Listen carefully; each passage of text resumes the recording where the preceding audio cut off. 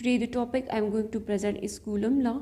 Yani today after the presentation you will be able to know about the Coulomb's law, about the history of Coulomb's law, about the statement of Coulomb's law, mathematic form, practical application, unit of charge. You will be able about that and how to utilize the mathematic form of a Coulomb law in the numerical problems, inshallah. Now we are going to we are going to know about the Coulomb's law. Coulomb's law को first of all introduce करवाया है Coulomb's ने in the period 1736 to 1805.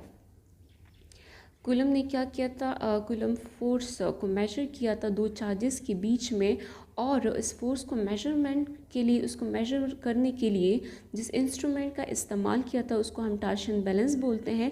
यानी Coulomb's ने क्या किया, torsion balance को use किया, यूटिलाइज़ किया, और उसी के थ्रू कूलम्स फोर्स को इंट्रोड्यूस करवाया दो चार्जेस के बीच में, चाहे फिर वो फोर्स ऑफ अट्रैक्शन हो, चाहे फिर वो फोर्स ऑफ रिपल्शन हो. उन्होंने इस टार्शन बैलेंस को यूटिलाइज़ किया और इसे यूटिलाइज़ करने के बाद कूलम्स फोर्स को इंट्रोड्यूस करवाया दो चार्जेस के बीच में. इसको यूटिलाइज़ करने के बाद उन्होंने क्या की, he carried out a series of experiment. यानी there is a lots of amount of experiment उन्होंने की, और उससे मतलब he carried out a series of experiment usually. और उस एक्सपेरिमेंट को करने के बाद उसे जो डेटा एनालाइज होता है उसी डेटा के अकॉर्डिंग उन्होंने कूलम ने क्या की, कूलम्स लॉ की स्टेटमेंट इंट्रोड्यूस करवाई, और उसी कूलम्स लॉ की स्टेटमेंट के अकॉर्डिंग उन्होंने मैथमेटिक फॉर्म इंट्रोड्यूस करवाया. So now we are going to move towards the Coulomb's law statement. So accordings to the Coulomb's law statement, Coulomb's law state that the magnitude of force between the two charges is directly related to the product of magnitude of charges and inversely related to the square of a distance present between them. यानी according to the statement of Coulomb's law हमें ये बताता है कि आपके पास जो coulomb force होगा, coulomb force का मैग्नीट्यूड हमेशा के लिए डायरेक्टली रिलेटेड होगा इन दो charges Q1 and Q2 charges के मैग्नीट्यूड के प्रोडक्ट के, और इन्वर्सली रिलेटेड होगा कि इन दो चार्जेस के बीच में कितना डिस्टेंस प्रेजेंट है, इसके इन्वर्सली रिलेटेड होगा, इस स्क्वायर के इन्वर्सली रिलेटेड होगा. यानी according to the statement F is directly related to the product of magnitude Q1 Q2 and F यानी Coulomb force is directly related to the square of distance which are present between these two charges. So F is directly related to Q1 Q2, this is our equation number first. F is directly related to 1 over r square, this is equation number 2. So we will compare this equation number 1 and equation number 2 and we will get the result about it. So by comparing equation number 1 and equation number 2 we get that F is directly, यानी हमने क्या किया, इन दोनों equation को combine कर लिया, एक ही साथ लिख लिया. यानी हम कहते हैं कि F is directly related to Q1 Q2 but Coulomb force was inversely related to the radius square which are present between these two charges.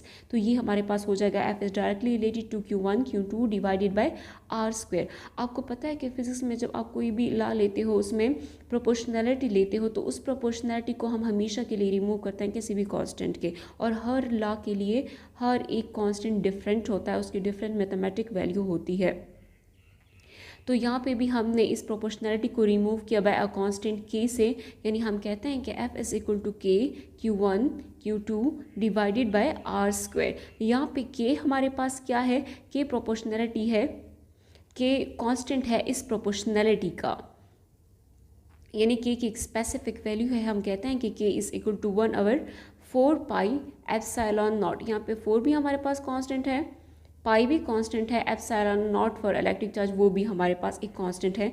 सो के ओवरऑल हो जाता है 1 ओवर 4 पाई एप्सिलॉन नॉट के इक्वल. हम कहते हैं कि इन वेक्टर फॉर्म, चूंकि आपको पता है कि फोर्स तो वेक्टर है, तो in vector form F will be equal to k Q1 Q2 divided by r square into r unit vector. So this is the mathematic form. This is the mathematic form for Coulomb's law. Also in the vector form, vector form में हम mathematically Coulomb force को या Coulomb law को इस तरह represent कर सकते हैं. यहाँ पे Q1 रिप्रेजेंट करता है चार्ज फर्स्ट को, Q2 रिप्रेजेंट करते हैं जो हमने सेकंड चार्ज लिया था, और R स्क्वायर रिप्रेजेंट करता है वो डिस्टेंस जो इन दोनों चार्जेस Q1 और Q2 के बीच में है. K हमारे पास कांस्टेंट है इस प्रोपोर्शनैलिटी का और इसकी वैल्यू है 1/4 पाई एप्सिलॉन नॉट, यानी in the vector form we can write the Coulomb law is F is equal to K Q1 Q2 divided by R square into R unit vector. यहाँ पे ये arrow head हमेशा के लिए represent करता है एक वेक्टर को, it means that having a magnitude as well as direction. अब हम consider, this is our equation number 3। Now we are going to consider the two charges. First charges हमारे पास है Q1, सेकंड चार्ज को हमने कहा है Q2। उसके अलावा फोर्स F21, ये वो फोर्स है जो सेकंड चार्ज यानी Q2 एक्सर्ट करता है Q1 पे। इसका डिस्टेंस हमारे पास हो जाएगा R12 और ये हमारे पास है सेकंड चार्ज यानी Q2 जिसको हमने रिप्रेजेंट किया हुआ है, और F12 हमारे पास वो फोर्स है जो अप्लाई करता है Q1 on the charge Q2, यानी F12 वो फोर्स है जो फर्स्ट चार्ज अप्लाई करता है सेकंड पे, और F21 वो फोर्स है जो सेकंड चार्ज यानी Q2 अप्लाई करता है फर्स्ट चार्ज पे, and R is the distance present between these two charges Q1 and Q2. Now, according to the mathematical form of Coulomb's law, we can also write as F12 is equal to K Q1 Q2 divided by R square into R21। ये हमारे पास equation number 4 है, और equation number 4 हमें ये show करता है कि वो फोर्स जो फर्स्ट चार्ज अप्लाई करता है सेकंड चार्ज पे। उसके अलावा we can also write as F21, यानी वो कूलम फोर्स जो सेकंड चार्ज अप्लाई करता है, एक्सर्ट, वो फोर्स जो सेकंड चार्ज एक्सर्ट करता है, अप्लाई करता है फर्स्ट चार्ज पे। इसको हम इजीली लिख सकते हैं F21 is equal to K Q1 Q2 divided by R square into R21। This is our equation number 5। So by comparing equation number 4 and equation number 5, we can get at F21 is equal to minus F12। अब ये F21 हमारे पास वो force है जो second charge exert करता है first charge पे, और F12 हमारे पास वो फोर्स है जो फर्स्ट चार्ज एक्सर्ट करता है सेकंड पे। सो हम यूजुअली कहते हैं कि F21 is equal to with the negative sign F12।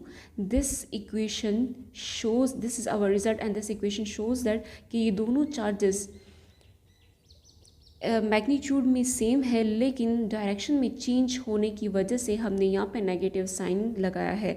It means कि नेगेटिव साइन आपको ये शो करता है कि same in magnitude but the direction will be opposite. Now we are going towards the practical applications and practical uses of Coulomb's law।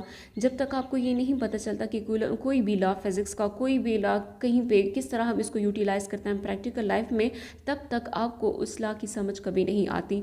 So that's why किसी भी law की practical example जानना बहुत ज़रूरी होता है।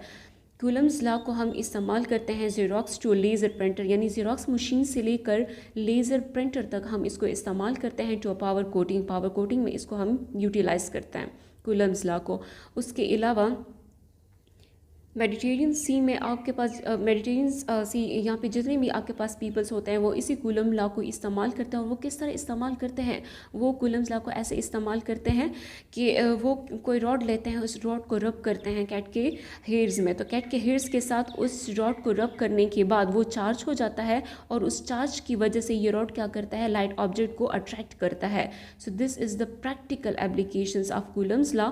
और जब तक आपको किसी भी लॉ की प्रैक्टिकल एप्लीकेशन पता नहीं होती, तब तक उस लॉ की कोई मीनिंग ही नहीं है, तो ये तकरीबन मीनिंगलेस होता है, या आपको प्रॉपर्ली समझ नहीं आता। नाउ के इज इक्वल टू, जैसे मैंने आपको पहले बताया कि हमारे पास कांस्टेंट था प्रोपोर्शनैलिटी का। कूलम्स लॉ में जो प्रोपोर्शनैलिटी हमने यूज़ की थी उसका कांस्टेंट था, यानी के को हम यूजुअली कहते हैं कि this is equal to 1/4 pi epsilon naught. 4 is a number, so this is a constant. Pi is also number, 3.14 is also a constant, and epsilon naught is also a constant having the value 8.85 into 10 raised power minus 12 coulomb square Newton minus 1 m minus 2। सो इन तमाम value को put करने के बाद हमारे पास के की specific value आती है कि is equal to 9.0 into 10 raise power 9 newton metre square into coulomb minus 2।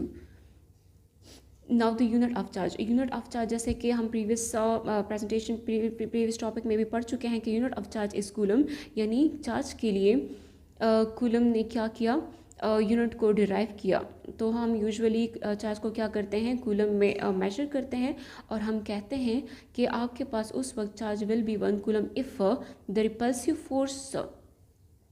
repulsive force of equal and similar charges of 9.0 into 10 raised power 9 Newton meter square coulomb minus 2 when it is placed at a distance of 1 meter। यानी in a very simple word, आपके पास charge होगा उस वक्त 1 coulomb जब आप दो similar charges ले लो, और आपको पता है कि सिमिलर चार्जेस में तो रिपल्सिव फोर्स होता है, तो उन सिमिलर चार्जेस में जब repulsive force of 9.0 into 10 raise power 9 newton metre square into coulomb minus 2, जब आप इन दो चार्जेस को ले लेते हो, इसको प्लेस्ड रख लेते हो, इनको प्लेस्ड करते हो at the distance of 1 metre, तो उस वक्त आप कह सकते हो कि आपके पास इन चार्ज को हम मेजर करते हैं 1 कूलम में, या इन चार्ज का यूनिट उस वक्त आपके पास क्या होगा, 1 कूलम होगा।